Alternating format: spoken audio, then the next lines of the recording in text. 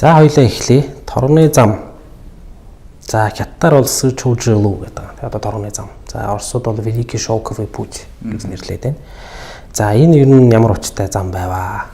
Торгоны зам гэдэг эхлээд нэрнээс нь эхлэх байх тийм ээ. Үүсэл гарлыг хаанаас ихтэй ямар хүн үүсгэсэн юм гэж тийм.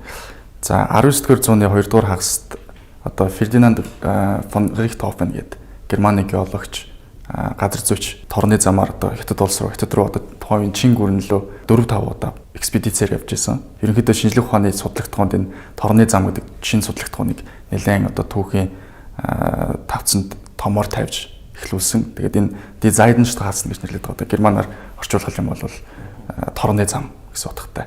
Тэгээд анх энэ торгоны зам нэршлиг гэж гаргаж ирсэн тий. Олон таниулсан гэдэг утгаараа л явж байгаа тий. Рихтхофны өөрийнх нь тэр Дунхуан хотод хийсэн экспедиц бас байдаг тий. Агуу хан дээрээс маш олон одоо бичиг юу болсон.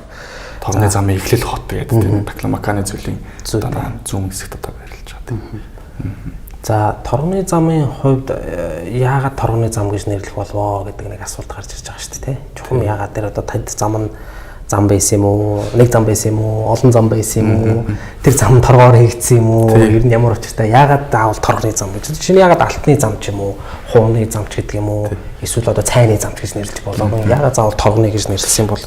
Яг хуу торгоны зам гэж нэрлээд байгаа боловч яг нэг олон төрлийн бараа таваар бол явж байгаа шүү дээ. Тэнд бол одоо шавар баарч байдаг юм эсвэл олон төрлийн үнэртэн гаргах ургамлууд дээрээс нь халуунаагаа голчлох бас үүрэгтэй оролцож байгаа.